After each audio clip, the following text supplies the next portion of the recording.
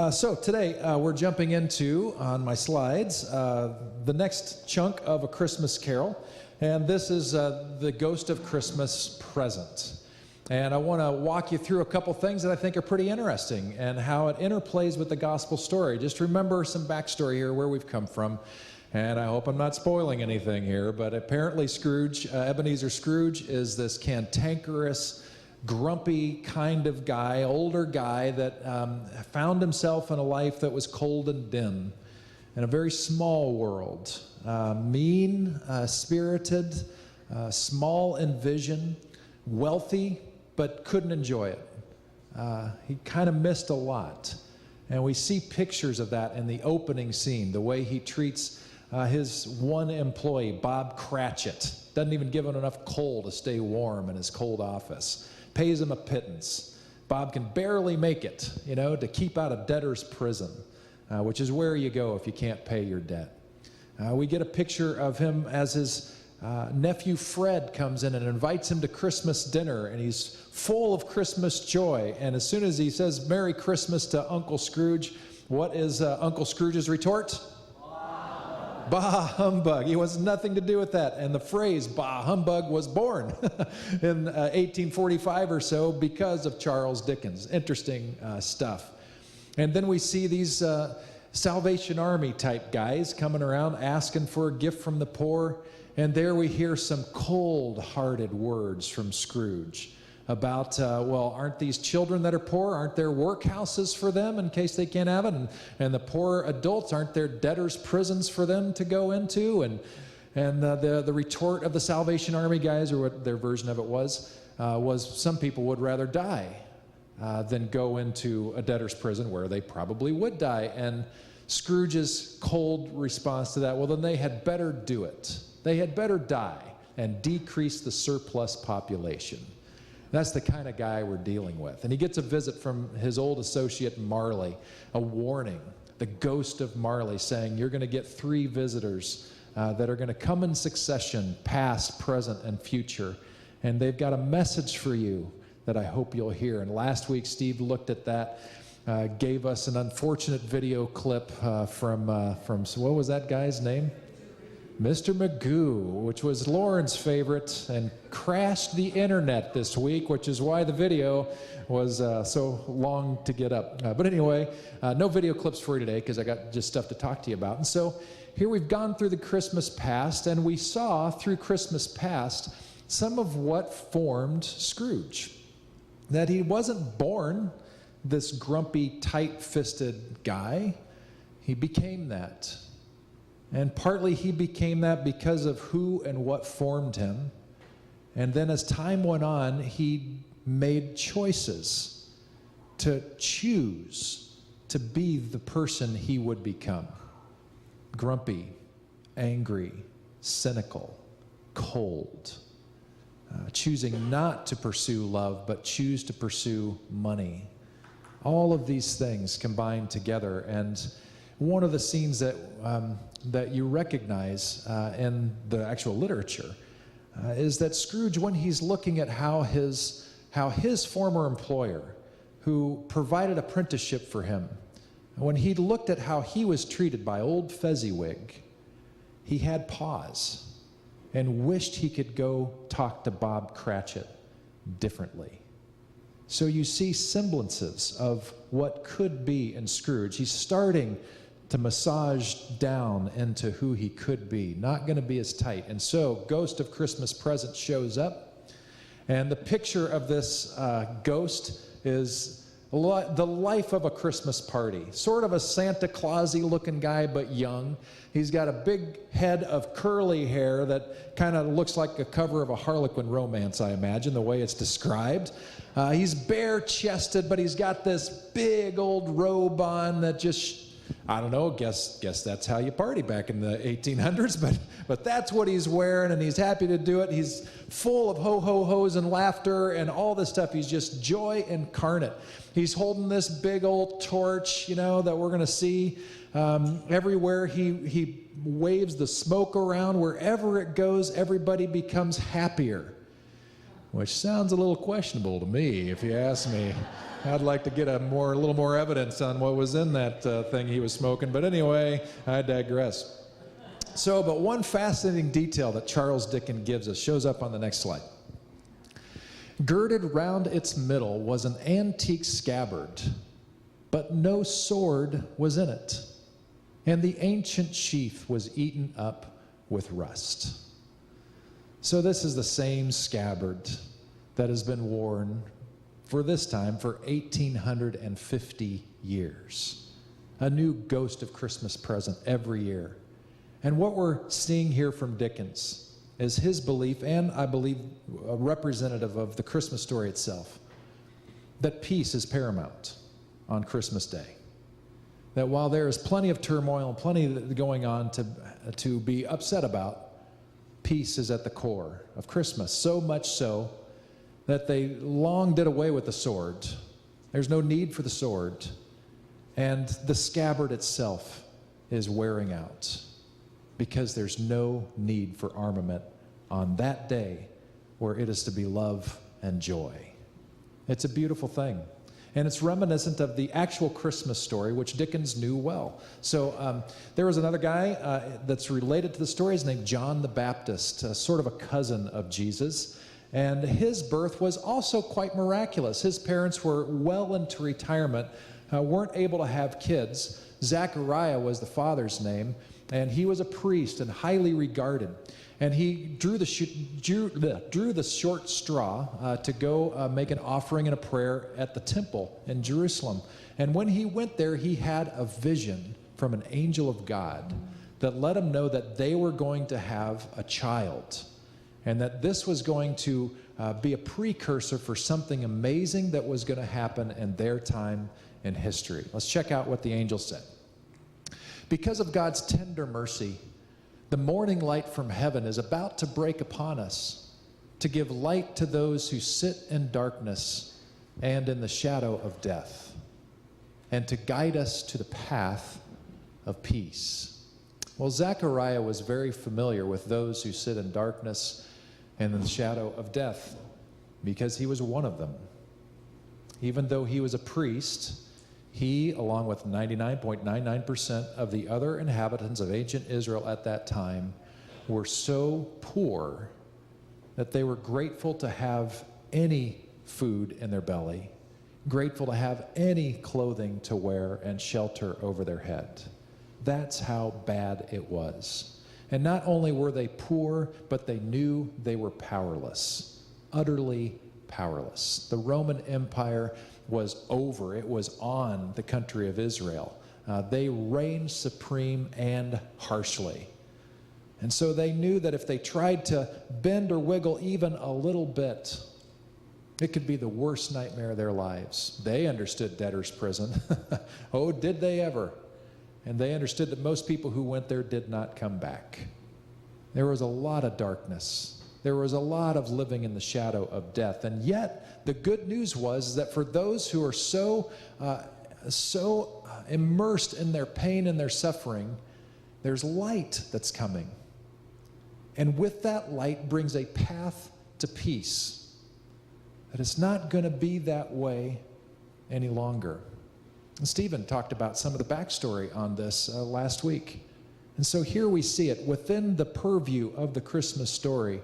This peace thing comes up. And on the very night that Jesus was born, we see it show up once again. So now Jesus has been born in Bethlehem, and now an announcement has been made to the angels. Let's check it out. That night there were shepherds staying in the fields nearby, guarding their flocks of sheep. Just a quick note here. So we got shepherds staying in the fields nearby Bethlehem, guarding their flocks of sheep. If you are on the night shift, that is not a good thing for you. It's already not a great job to be a shepherd. But to be the night shift guy, that's the worst shift ever. And so you have people who are struggling out on these hills watching the sheep, who are hungry, who are tired, who are extremely poor. They are living in darkness and in the shadow of death all the time. They're the ones who get this message. Suddenly, an angel of the Lord appeared among them, and the radiance of the Lord's glory surrounded them. They were terrified, but the angel reassured them Don't be afraid, he said. I bring you good news that will bring great joy to all people. And it continues on the next slide. The Savior, yes, the Messiah, the Lord, has been born today in Bethlehem, the city of David. And you will recognize him by this sign. You will find a baby wrapped snugly in strips of cloth, lying in a manger. Suddenly, the angel was joined by a vast host of others, the armies of heaven, praising God and saying, Glory to God in the highest heaven, and peace on earth to those with whom God is pleased. So we see the final part of this pronouncement is, again, peace. So Dickens' inclusion of the rusted out scabbard that doesn't need to be any better than that because there's not going to be any violence around this thing is manifested and shows up in the announcement. Now you need to understand that through literally every part of the Christmas story, you've got just a few rich people that are involved. And most of the rich people that are involved, primarily the rulers, they're only there to give us dates. You get a little bit more about their character and stuff, but they're not the celebrated characters. I know the wise men come from afar, and that's its own weird thing, which we'll talk about eventually. But in fact, in 2 weeks, we'll hit on that. But you need to understand that all of the key players in this story were not like most of us. They were in darkness, living in the shadow of death. They were poor. They had no rights.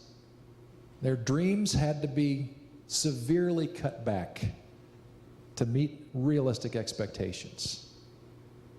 In fact, if we're just straight up, we would be excluded from this scene, from this story, because of our wealth and our privilege.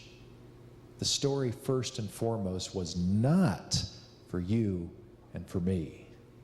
Part of the provocative nature of this story is that every of these key players involved, their eyes had to be reformed. The shepherds are hearing from the angels of God, these stinky, smelly, poor shepherds. That's not supposed to happen. And yet they had to have their eyes refashioned to even believe what they were seeing and then to act on that belief. And Zechariah questioned it. And because he questioned the voice of God, he was mute until John was born 9 months or so later. He had to have his eyes refashioned. Mary had to have her eyes refashioned. I'm not supposed to be able to get pregnant. And here we go. Joseph, same thing. You're not supposed to be pregnant without my involvement. And now I have to believe this. They all had to see with new eyes that forced radical transformation in them. And you would think on their way to Bethlehem, Joseph is like, home stretch. Oh, I know God's going to pull out a whopper on this one. Finally. We've been living under this tyranny, and I know there's going to be a warm, comfy bed at the Ritz-Carlton in Bethlehem. No, just more of the same. And so their eyes have to be refashioned once more on what God was doing in their midst. Their eyes refashioned again and again and again. That's what this whole story is about, by the way. Not just the Christmas story about seeing things in a new way, what God is doing, but it's also about the story that Charles Dickens has woven together. It's about a guy who found himself with blinders he did not know he had. And through these experiences of Marley and then Ghost 1, 2, and 3, he sees how he has been seeing. He sees his lens. And then he is redeemed. Spoiler, it turns out good, okay? But his eyes have to be reshaped throughout, and the only way he could do that was with the help of somebody coming along beside him and saying, this is how you were seeing. See, Scrooge, how you saw. And now decide, how do you want to see? It's a challenging thing to do. And just to give you a sneak peek on how this all played out, one of the first scenes that the Ghost of Christmas Present takes him to is poor Bob Cratchit's home. And Bob and Tiny Tim aren't there because they're at a church service. They're celebrating Mass. and it's before they're going to have their Christmas dinner together. And so Mrs. Cratchit is there, and she's getting things together as long as with one of her kids. And it's as good a feast as they can make it. Poor Mrs. Cratchit, she has what's called a double-turn dress. Dresses that were made to wear inside out and backwards, so you could get 4 different wears out of them before you had to throw them away. And on special days like this, they didn't have an extra dress, so they bought bows because you could buy bows cheap. So she adorned her dress with bows to get more festive with what little they had. It's a picture of making the best you can with absolutely nothing. Bob Cratchit shows up with Tiny Tim on his shoulder. And Mrs. Cratchit asks Bob, "So how is Tiny Tim at Mass?" And this is what he says on the next screen. "As good as gold and better. Somehow he gets thoughtful, sitting by himself so much, and thinks the strangest things you ever heard. He told me, coming home, that he hoped the people saw him in the church because he was a cripple, and it might be pleasant to them to remember upon Christmas Day who made lame beggars walk and blind men see." And in the story, Bob Cratchit cannot hold back his tears. And as I read it, I couldn't either. And if you've seen the film and it's done well, you can't help but choke up. It's this beautiful, touching moment, and Scrooge sees it all. And things begin to change in him at that moment. He begins to change his vision of what poor kids look like, from these people who may not even deserve to live, to now you have this beautiful, at-risk, vulnerable child who has a depth of understanding that most adults would be proud to have. He begins to worry about, well, given their state, and recognizing, he's seeing Bob in a whole new light too. He's seeing this not as this guy who's just wanting every little nickel because he wants to become like Scrooge and have all the money in the world. He sees this guy who's just trying to raise his family. He's just trying to do life. And life is hard, especially when you've got a kid that's special needs. And he's doing the best he can, but it's hard. And somehow Bob is able to have joy in the midst of it. In fact, as they're sharing this family celebratory grog, which has gin in it apparently, and kids are drinking, I'm not sure about all that. But anyway, laws aside, Bob Cratchit raises a glass. And he says, "I'd like to have a toast to the founder of our feast, Mr. Scrooge." At which point, Mrs. Cratchit has several choice words. Vehement and appropriate, all of them. But Bob Cratchit recognizes, even in that moment, grace, chooses love, even against this person who has caused him great pain. His eyes, Bob Cratchit's eyes, have been refashioned. And slowly Scrooge's are too. So he looks at this scene and looks again at Tiny Tim and asks the question, will Tiny Tim make it? Does he have much life to live? And the Ghost of Christmas Present shares on the next slide. "If these shadows remain unaltered by the future, none other of my race," returned the ghost, "will find him here. What then? If he be like to die, he had better do it, and decrease the surplus population." Scrooge hung his head to hear his own words quoted by the Spirit, and was overcome with penitence and grief. "Man," said the ghost, "if man you be in heart, not adamant, forbear that wicked cant until you have discovered what the surplus is and where it is. Will you decide what men shall live, what men shall die? It may be that in the sight of heaven, you are more worthless and less fit to live than millions like this poor man's child. Oh God, to hear the insect on the leaf pronouncing on the too much life among his hungry brothers in the dust." What a penetrating statement. Calling Scrooge on the carpet, saying to him in no uncertain terms, "Your eyes are jaded, Your heart is cold. You look at an entire group of people with cold, dead eyes, with no warmth in your veins whatsoever. And your gaze, which is related to your actions, is actually killing people. We'll get to that in a second.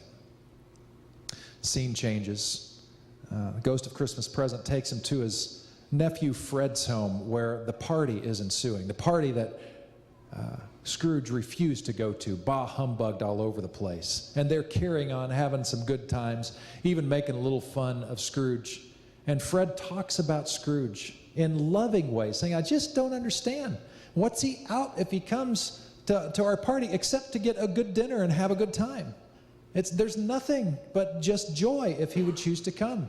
And so he makes a statement, even though every year we presume up until this point, every invitation to come to his Christmas party has been met with bah humbug, he still chooses love. He still chooses peace and makes a declaration, I will still go year after year to invite my dark, cold Uncle Scrooge if it's the last thing I do. Because that's what Christmas is about. It's about love. It's about peace. After that scene, some peculiar places Scrooge is taken to. First, he's taken to a miner's camp that's just filthy with black soot. As unhealthy as you can imagine, as dark and hopeless a scene as you can imagine. And yet here are these miners gathered around a fire. And what are they doing? They're singing Christmas carols. And for Scrooge, that had to be a puzzle. Why would these people in such despair sing joy tonight? In the next scene, they find a bunch of sailors fighting these horrible waves out in the ocean, and they're bone cold, soaked wet. And as the scene gets a little more into view, they too are singing carols of God's love and grace. And Scrooge starts to realize that this whole Christmas thing isn't some capitalistic scheme, but it is a declaration of the very hope of God, that there is life that's more than the terror we find ourselves in, and that is the Christmas story. His eyes are more and more starting to get refashioned. He's getting more and more humbled. And finally, the last scene we have of this particular chapter, we find two children clinging to this ghost of Christmas Present underneath his robe. They're hiding, holding on. And the picture that you have, the scene you have, are of grossly neglected children.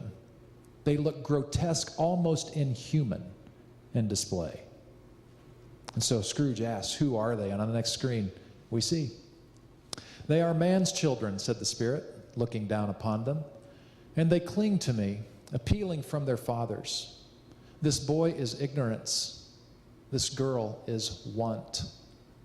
Beware them both and all of their degree. But most of all, beware this boy, ignorance. For on his brow I see that written which is doom, unless the writing be erased, cried the Spirit, stretching out its hands toward the city. And I just want you to think about this, about the time that we're talking about. This is England in 1845. The next 100 years for that country are going to see hell unleashed. World War I, followed by World War II. Ignorance, apparently, was allowed to grow and allowed to fester and allowed to result in the most horrific scenes we've ever seen in human history, because nothing was done. So the final statement that the ghost makes in the next slide, Scrooge asks, have they no refuge or resource? Cried Scrooge.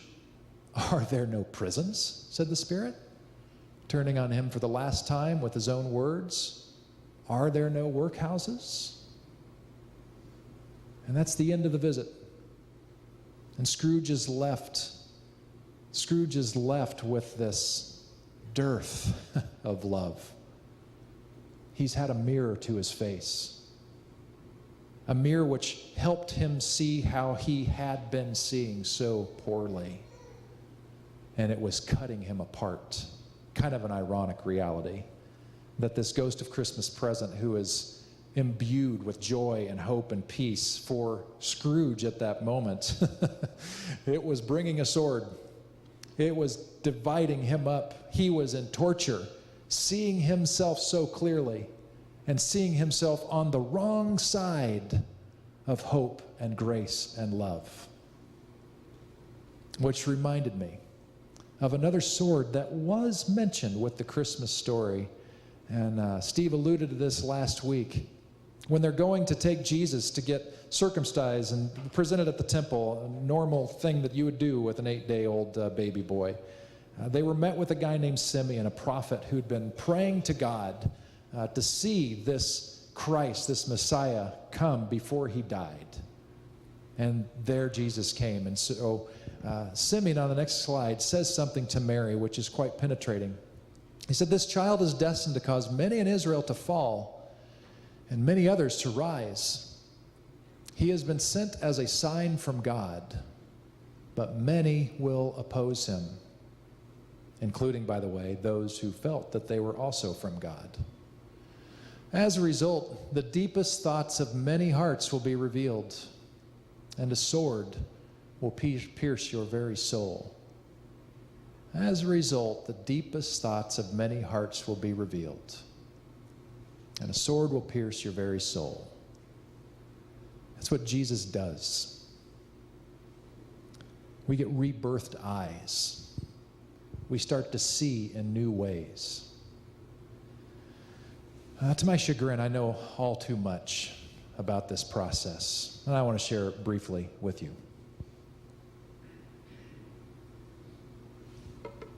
You know some of my backstory. I was born to a really good family who were very loving and caring, and sometimes I whine and complain about things that happen to me, but it's whining and complaining by comparison. I got nothing to complain about, really. They loved me. They provided for me. It was a happy, healthy home. We went to church every Sunday, and it was a good thing. We grew up in a fairly moderate kind of a church, and it was all family. It was good. But it was also very white. I grew up in suburban Kansas City. I was born in Kansas City, Missouri, but grew up in suburban Kansas City, where I don't think I saw a black person until I was 8 years old, like personally. Maybe at a baseball game from a distance, but personally. We had a Filipino family living down the street, and they were my brother's best friends, so I knew them well. And thought they were peculiar and some of their cultural habits and those kinds of things, but really a pretty white environment. Then I moved to a little town called Ottawa, Kansas, which you would think would be even more white, but there are actually some African Americans that live there, and one of them became a good friend. And we played together and played football together, and he's a friend on Facebook, and that's super cool. That's one of the things I love about Facebook. But what I recognized back then was, even then, because black was different, my eyes told me to be careful. You may not be able to trust them because they're so different than you. What changed that was my relationship with them. And my parents didn't throw this on me. They never said, "Hey, be careful." Quite the opposite. But it was through relationship and understanding and realizing I'm talking about another human being here that my eyes started to get changed, refashioned, reborn. Moved to Michigan, and we were in a wealthy suburb of Lansing, Michigan called Okemos. This was the suburb that the professors and government officials and business leaders lived outside of East Lansing, where Michigan State University is. And my folks teetered between a couple different suburbs, but they decided to push it a little further to get us there, because the way our educational system works in our country is the quality of the school is generally based on how much money the school has. And so if you live in an area that has a higher tax benefit for the schools, you generally get better schools, ratings all the way. So they looked for a wealthy suburb because they knew that most likely that was going to be where the best school was. And they were right. It was one of the best schools in the state, and at that time, one of the best high schools in the country. And it was a great high school where I met my first live, real deal Jewish people. If they existed in Ottawa, Kansas, we knew nothing about them. But now I knew them. Now I was going to class with them. And my first reaction, why did you reject Jesus? Right? All kinds of stuff going in my head about why they must not be trusted. And conflicted because Jesus, who I was following for sure by that time, was Jewish, and thinking, wait a minute, you're Jewish, he's Jewish, how am I supposed to do this dance? And then slowly and surely over time, these foreigners became my friends. And we played basketball together, and we played football together, and we acted and danced and sang on stage together. And they're still my Facebook friends. One's name is Kim Ross. She's a pretty big deal attorney in Chicago. And it just brings me delight to see her photos of her dog tearing apart her menorah that she's not entirely happy about. What happened? They became real. I heard their story, and through understanding who they are, my eyes got refashioned. And honestly, that's happened along so many lines, including one that just seems to be a perennial favorite of our day. Lauren Daigle is finding out just how eyes are fashioned right now. She's the pop star artist. I played one of her songs here a month or so ago. She is a Christian artist. She's a Christian, and she started in Christian music, had the audacity to perform on The Ellen Show. Ellen, of course, is not shy about being a lesbian.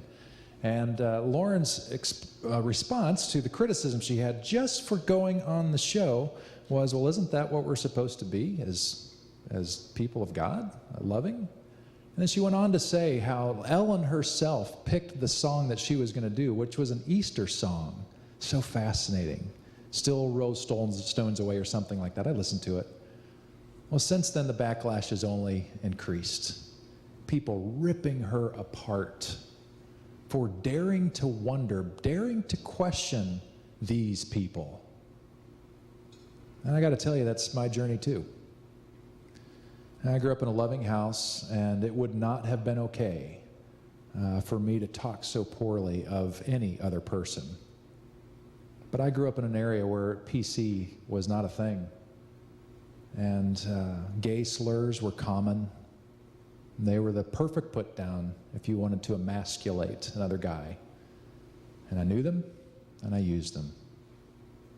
Over time, I grew in grace, but also grew hardened in a particular vein of theology. And so for a few years, just a few years, I had a more conservative view on the subject and just kind of took a black and white approach to it, like, well, the verses are there, they're pretty clear, so that's it.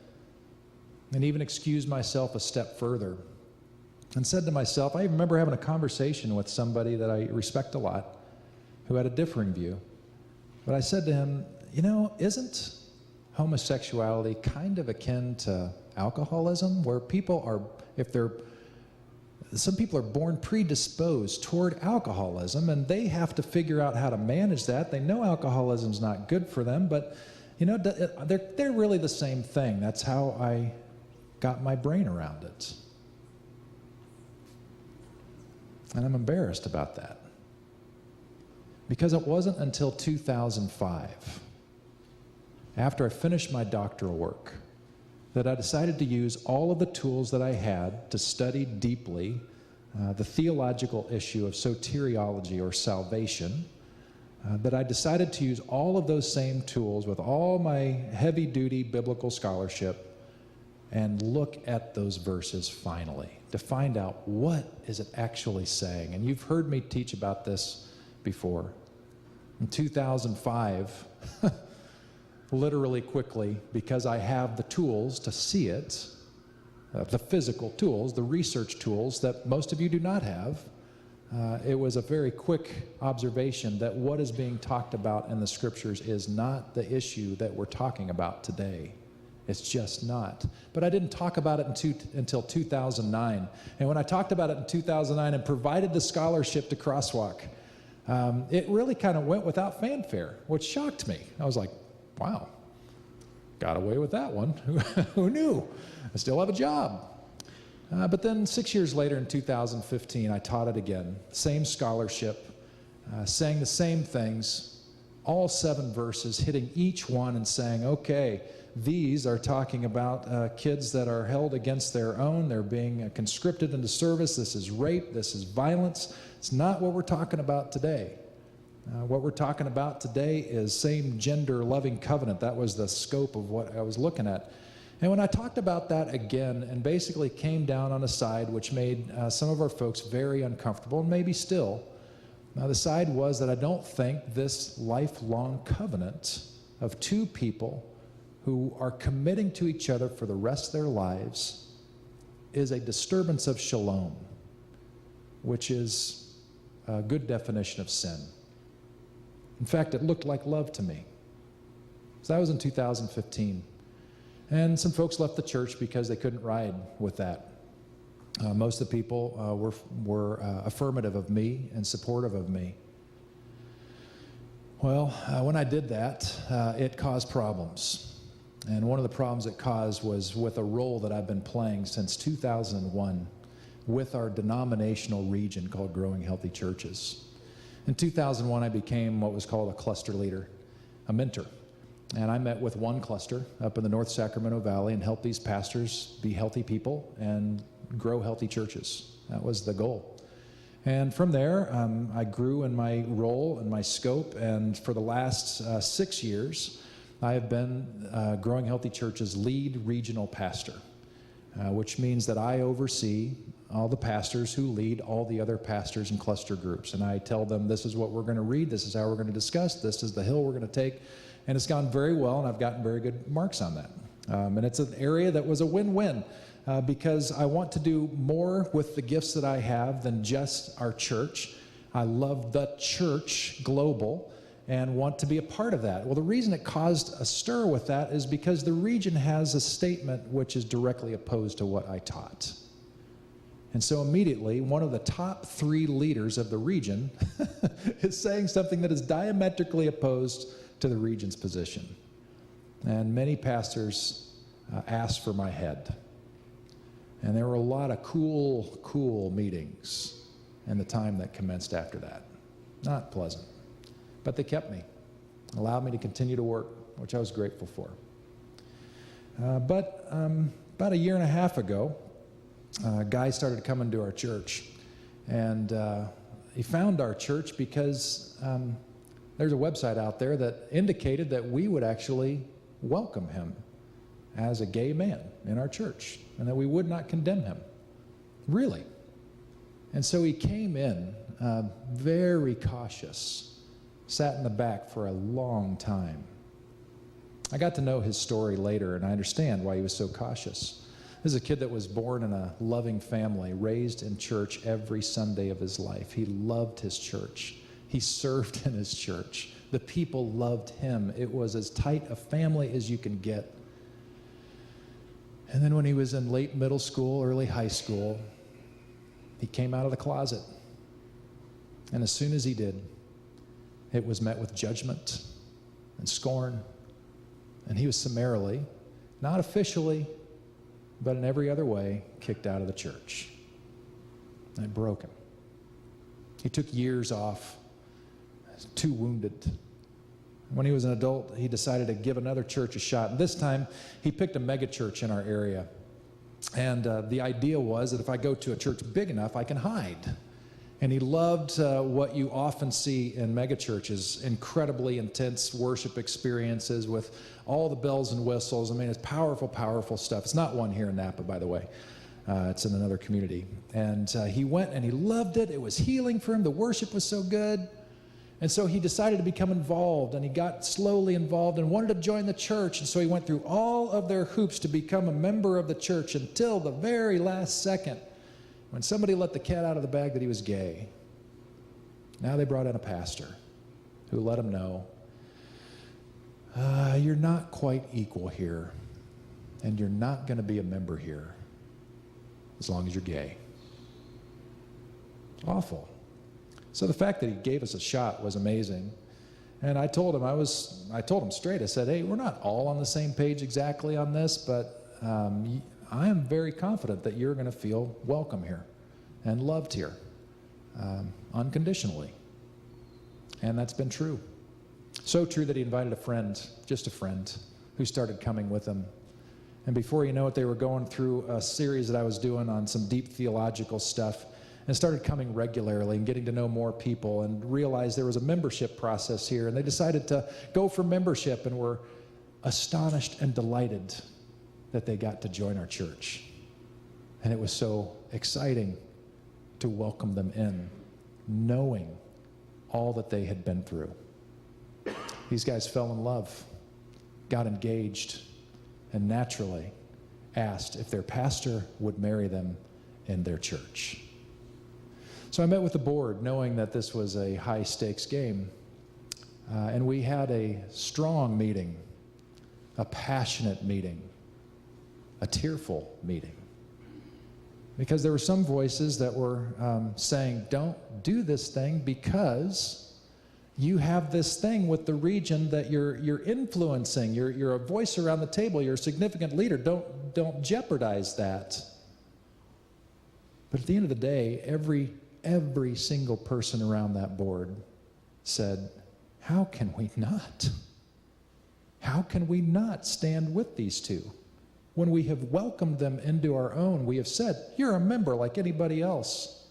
And so, in a unanimous decision in September, I think it was, they drafted a position that gave me the right to marry, to perform any legal marriage at my discretion, and then put it in my court. I waited because lots of things happen in weddings and they don't always go through. But when I knew that it was, 99% this is going through, bar an earthquake or something like that, I let our executive minister know. This all, by the way, is related to the teaching. This isn't just a bonus for you. It's related because it has to do with fashion dyes and refashioned dyes. But I let him know that this was coming and that I was going to do the wedding. And as soon as he found out that for sure, I was fired. Not from this church. You can only do that. I'm not encouraging that.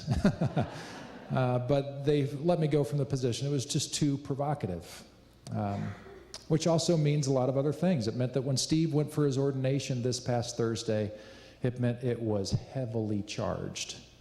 And they wanted to refuse him his right to be ordained by our church because of me. Heavy, heavy stakes at play. And it was crystal clear from that moment that there wasn't going to be a welcome anymore. And that's deeply painful. Deeply painful. So I've been walking wounded for a few months, knowing that this is reality. And such a juxtaposition, because walking wounded because of this painful thing that I knew was going to happen and did happen. And yet, just like the Christmas story, there's this joy and pride and love and hope that I also experience at the same time. It's the weirdest phenomenon. And that's where I'm living, in this tension. And one thing that I also got, a bonus gift, was just a taste. Just a taste. The briefest of tastes of what it must be like to be gay in the face of most people in church, by the attitude I received from those who I worked with closely. And it is just a taste. I had a good friend that is a pastor in Brooklyn, New York. He and I were classmates. We were neck and neck for being a Mr. Ottawa University our senior year. He won it, dadgummit. Somehow he won it. But I was thrilled for him to get it. He deserved it. He was a great guy. He's black, African-American. Got to know him well. He and I were roommates. Anytime the choir or our chorale would go around and do its thing, we'd room together. And we were in Iowa, this little town in Iowa. And he was the only black guy in the choir, as I recall. And you could see people's eyes going back and forth in the audience because they were going to take us home and house us that night. And every time he wasn't called, the guest hosts were like,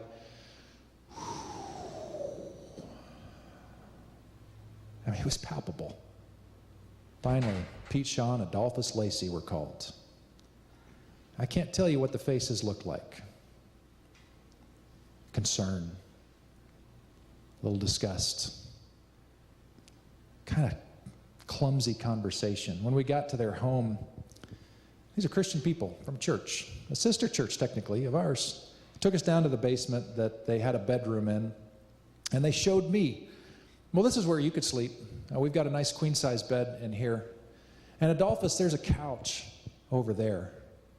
And I could see what was going on, and I was like, you've got to be kidding me. And I began to taste for just a second what it was like to be looked at with unreborn eyes. Eyes that were not the eyes of grace. Eyes that resembled Scrooge's vision, not Jesus. And so in their presence, not trying to pat myself on the back, but just to talk about how ridiculous this is, in their presence I said, hey, Adolphus, you take the queen bed. I've always loved pull-out couches. And made a joke out of it to let them know this just isn't cool. I had to have my eyes refashioned. We're all in that process. This is a delicate issue. An article I pushed out yesterday in relation to the Lauren Daigle thing out of a well-known magazine in the country, said we have a need for greater discernment in our country because we have settled for 7-minute decisions. We've settled with bumper sticker decisions where we align ourselves with parties and we don't do the diligent work of study that is required with things of such power. Scrooge did not know. He did not know that his attitude and that his vision was literally killing children around him. That was literally helping, because he was in finance, literally helping people into debtor's prison and children into workhouses. He thought it was just my attitude. It's just my vision. It's just my life. Let me alone. Bah humbug. But what I want to tell you is that your vision matters to more than you. And that we have an invitation coming from God's self, led by a ghost who visits us 24/7, 365.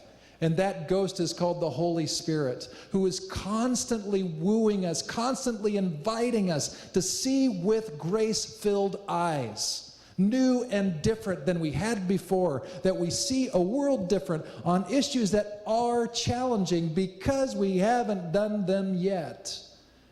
And I'm imploring you to not settle for bumper sticker thinking or quick decisions when you have not done your adequate due diligence. When you have not heard stories, when you have not visited, when you haven't come to a place of understanding. Because if you just simply do that, just make the quick reaction, I am assuring you that you are causing greater problems than you can possibly know. With every gay slur I used back in the 1980s, to whatever even racial jokes I might make in that period of my life, how many people did I wound? So this story is deeper than just a fun little Christmas tale. And that's exactly what Dickens meant it to be.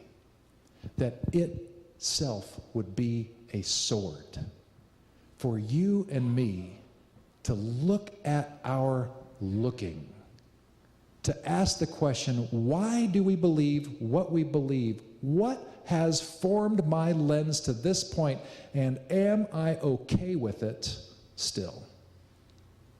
That's the question. And by the way, turns out it was a part of Jesus too, because he came to bring a sword, not in an imperialistic way like believe or die, like some in the church have done, but this is the sword of truth. And everything in Jesus said, I love everybody. And when he didn't, that was a sword that caused people like Scrooge to look at reality and say, that's really uncomfortable, and yet I have a choice. And some of them chose Jesus. Who do you choose? Let's pray together.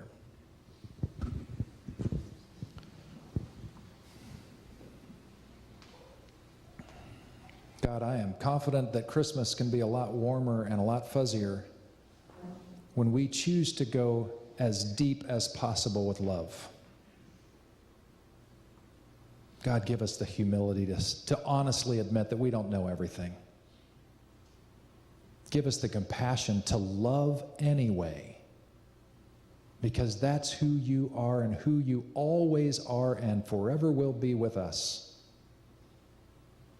As we struggle and are not being able to make sense of delicate, complex issues, especially when voices are screaming in our ears, help us breathe. Help us slow down. Help us ask of your Spirit, of the ghost that is always present, to help us. Help us with our eyes. Help us with our minds. Help us with our hearts. Because the good news is so big and so good, we genuinely want everybody to hear it. May it be so. In Jesus' name, amen.